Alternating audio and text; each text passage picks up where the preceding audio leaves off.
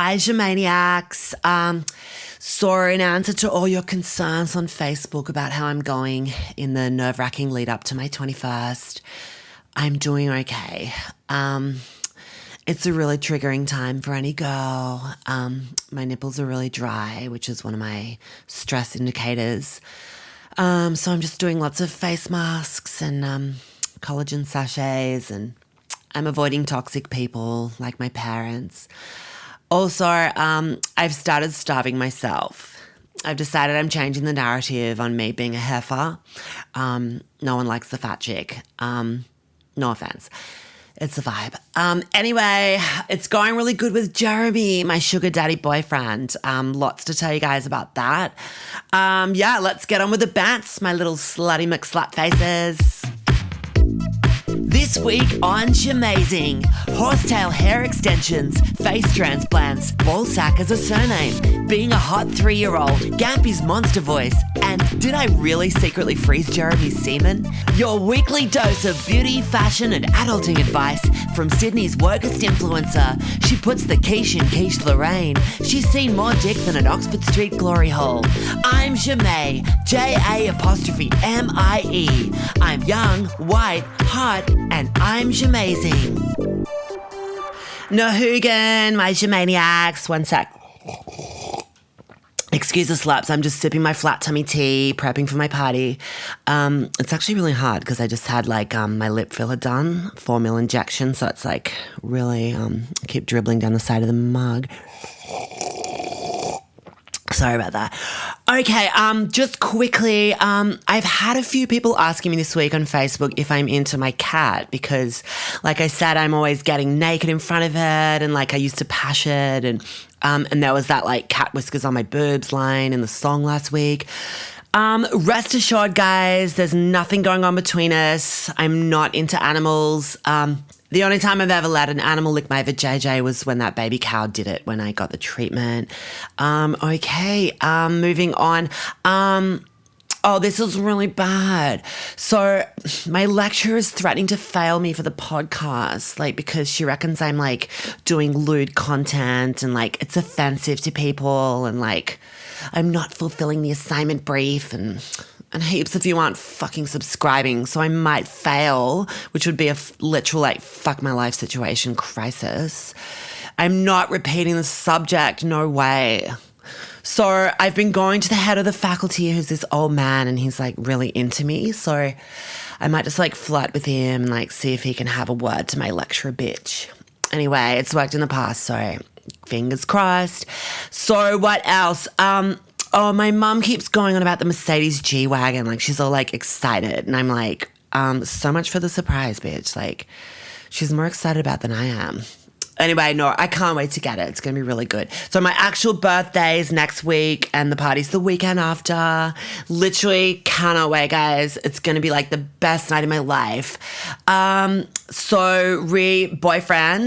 update. Jeremy and I are having issues. He won't do couples therapy with me. He's all we've only been going out a week.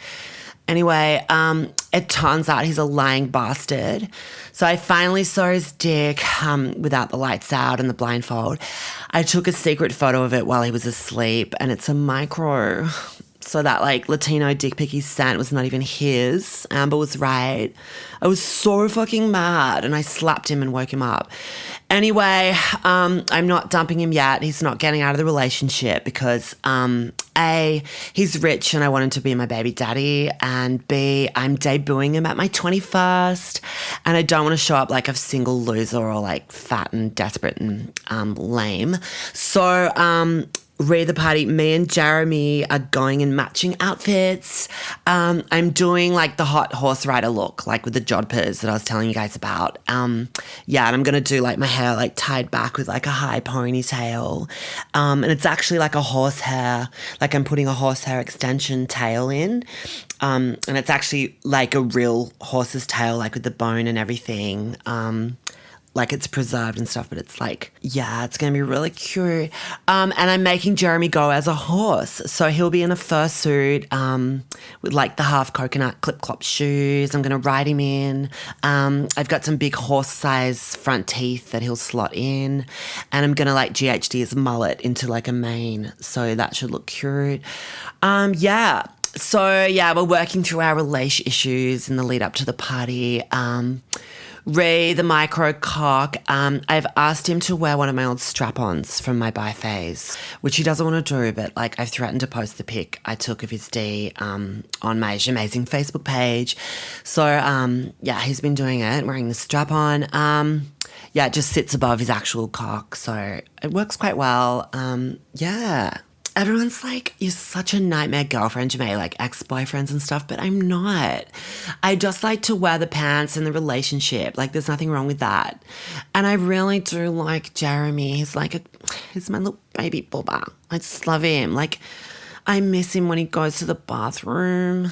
And so, like, I watch him through the keyhole and if ever I catch him, like, breaking the no phones in bathroom rule, I just, like, barge in while he's shitting and, like, snatch the phone off him. Yeah. I was going through, like, his contacts on his phone the other day and I'm like, I see this name and I'm like, who the hell is Mum? Like, is that some chick's name, like, short for Mamita or something, like a Spanish chick? And it turns out it was actually just his mum. So, yeah, I called the number and, yeah, she sounded like 80. Also, I've started signing his surname, so, like, I'm just getting used to it. It's Bulzac, so it's like Jeremy Bulzac. Yeah, so I'll be Jamae Bulzac. It sounds like Balzac, but I'm not really into it, TBH, but I'm a traditional kind of girl, so I'm going to take the name. Yeah, so I'm going to all his DJ gigs, and the rule I have is that I have to be in the booth with him at all times. And if other girls come up and try and talk to him at the gigs, like, I just shove them aside really hard. And yeah, he's asked me to be less aggressive, but it is what it is. Also, I've sewn some, like, Apple tags into his clothes so I can track him. And the other day, like, he said he was coming home and he was like, it said on the thing, like, it's 8 minutes to get home and he took 10 minutes. So I was waiting out the front and I was like, who is she? Like, I was serious. Like, a lot can happen in 2 minutes. I'm just like, I don't know. I'm keeping him on his toes. Like, you can't trust guys. He forgot our 1 week anniversary too and I was so mad. I just slapped him. I do a lot of slapping, just keeping him in line. Also another thing, and this is not me being unreasonable, but he's got this really hot younger sister and, like, he hugged her when we bumped into her and I'm not cool with it. So I've banned him from hugging his sister and he's all like, that's so unreasonable, Jamae. It's like family. And I'm like, it's a girl. I don't care. You can't have a relationship without rules, I find. Also, this might sound intense, but I've kept a little jar of his semen in the freezer and I just, like, I spit it into a jar. Like, I know I'm a weirdo, but I don't know what the future holds with us and I want to be able to, like, impregnate myself and still get money off him. I know I sound crazy, but it comes from a good place and it's kind of cute.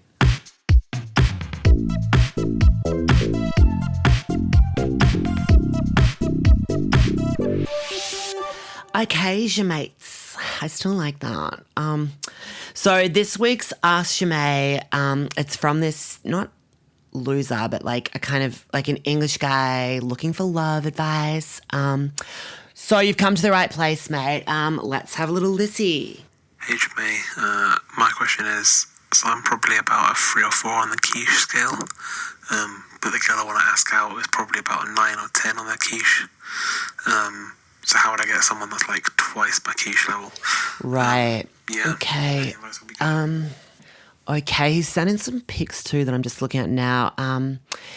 Yeah, you say 3 or 4 on the quiche scale. No offense, but I'd probably say a 3. And yeah, the girl, yeah, she's a solid 9. I'm a 12 out of 10, so it's a good sort of gauge. I can see she's not as quiche as me, but still, she's pretty. So you're definitely punching. You've got that sort of like caveman-y like brow with the mono brow, the hairy thing, which some girls would be into. Teeth aren't great. Is that a hair lip situation? Like, yeah, that looks like like it would have been a challenging procedure, like surgically to fix that, but they've done a good job.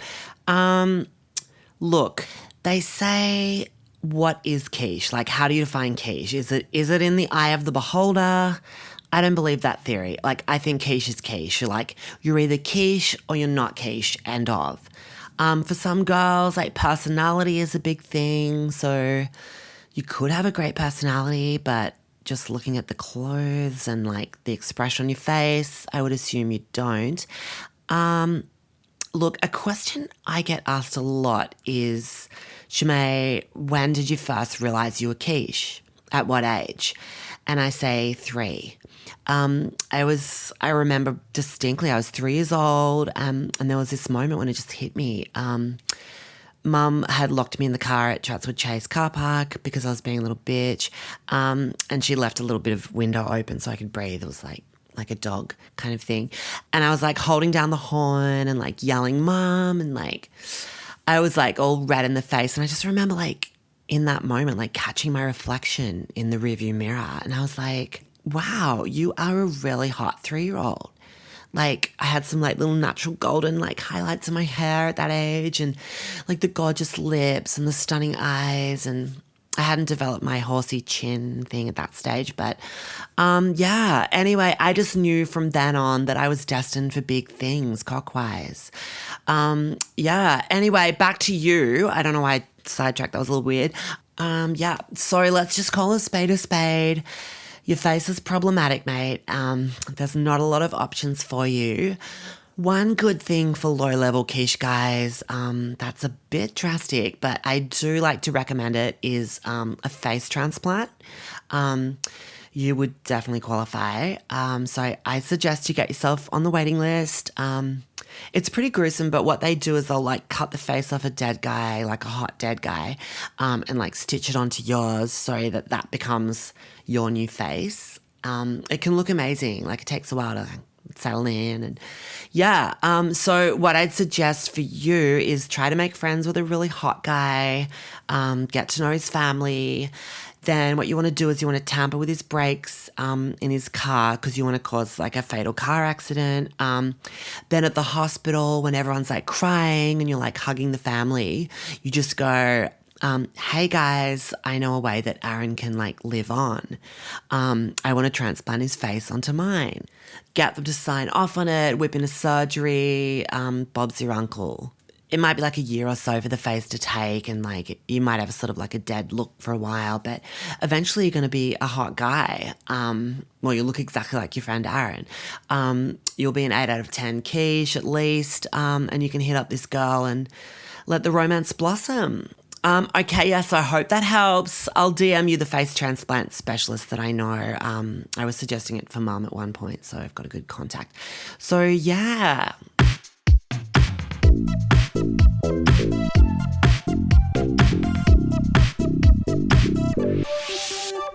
So do you guys know ASMR? It's like really relaxing and tingly. It's like quiet little sounds. Like, anyway, I'm going to do an ASMR recording for Jeremy, my boyfriend, for him to like play when he's going to sleep, just to like hear my voice and like just relax as he's going to sleep, and to have like a really intimate connection and make it feel like I'm close to him when we're apart. So here we go. Sorry, that's just me having my flat tummy tea. Soz. Fuck my life. Can you hear that?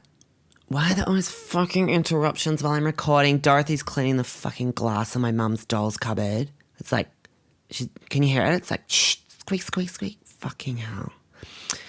All right, try and ignore that. All right, here we go for the Jeremy ASMR. Hi, Jeremy. I want you to lie down on your back. I hope you're naked and you've got that hydrating Manuka honey mask on that I gave you. Just lie back and picture me whispering in your ears. Jeremy, you're gonna make a great dad, and I'm gonna be a really hot mum. You make me so happy, baby. I've thrown away my antidepressants and I've stopped cutting, and it's all because of you. You're my sugary little tiny dicked bundle of heaven. And I'm never, ever, ever, ever letting you go. Oh, baby. I've deleted your Facebook account and I've set up a joint one for us. And also, babe, I want to be called Remy from now on. Like, it's our joint names. I'm making it a thing. Babe, I'm gonna need you to look into getting penis enlargement surgery. If that's cool, I've booked you in with a specialist. I can't spend the rest of my life sitting on a dick the size of a kindergarten kid's thumb. Also, honey, you know when you blink, is that you trying to not look at me? Because you, hate me. I know I'm being really insecure, but I'm gonna need you to not blink. Oh, also, I was going through your emails. You left your laptop open, and I went through everything. And, so there's ones from your booking agent, Alex, and you sign off X. I'm not cool with it. Is Alex a girl or a guy? And if it's a guy, are you fucking gay?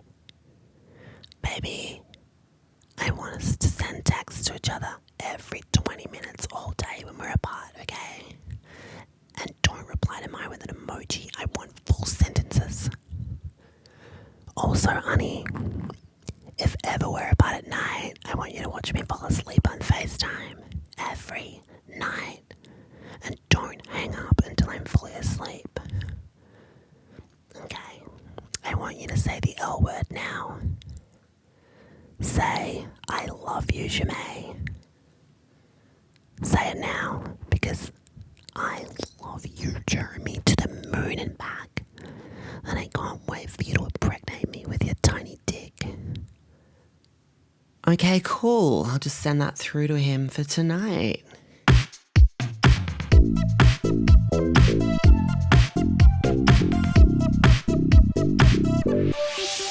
This week's worst moment of my fucking life. It was so shit, guys. I'm still fucking traumatized. So I got forced into a FaceTime with Gampy to invite him to my 21st. He can't even fucking fly here, but Dad's it's a nice gesture to invite him face to face. Anyway, I was forced into it. So I'm talking to Gampy, and Gampy starts doing his stupid fucking monster voice. So basically, when I was 5 and Courtney was 2, Gampy came to visit us here from Cape Town, and he took us to the beach, and I remember being fuck my life, I'm stuck with this fucking loser, what am I even going to talk about, and how is this responsible to leave this creep with us? But anyway, and I'm splashing around in the shallow waters, dunking my Bratz doll in the whitewash and stuff, and Gampy's he comes up and he starts doing this fucked up monster character. I was thinking it's funny. He's all I'm coming to get you, fucking look out for the sand monster. Fuck, it was so fucked. And he's chasing after me it's fucking fun, and I'm screaming in terror, and he's doing his stupid voice, and I grab Courtney and I'm crying, and I start kicking water in Gampy's face to make him stop. It was fucked up. I ripped the head off my Bratz doll and chucked it in his face, and I hit him on his nose, and I'm never do that again, Gampy. Every fucking time I have seen the guy since, he cannot stop doing this fucking sand monster bullshit joke. I'm dude, it was never funny. It gave me fucking nightmares. Shut the fuck up. It scares the shit out of me. So I'm on FaceTime yesterday, talking to him, just giving him the rundown of my party dates, talking him through the guest list and stuff. And suddenly he's all smirky, and he goes, Jamie, I'm coming to get you. I'm the sand monster. I'm fucking hell. Oh my God, he's doing this stupid voice. And I screamed in terror, and I slammed down the laptop and cut him off. And Dad comes in. He's what the fuck? Literally, fuck that. I'm so scary. And Dad's trying to get me to call him back. I do not need that shit in my life. That's it for this week, guys. Full 21st party update next week, and our final episode of the series. Fuck my life. I better not fail this fucking subject. I just did a fitting with a horsetail extension, and it looks incredible. I'm gonna look quiche as fuck. There was a tiny bit of horse poo on it, but I like that for me. Stay quiche, everyone. I love you so fucking much. No hoogan. Bye-bye.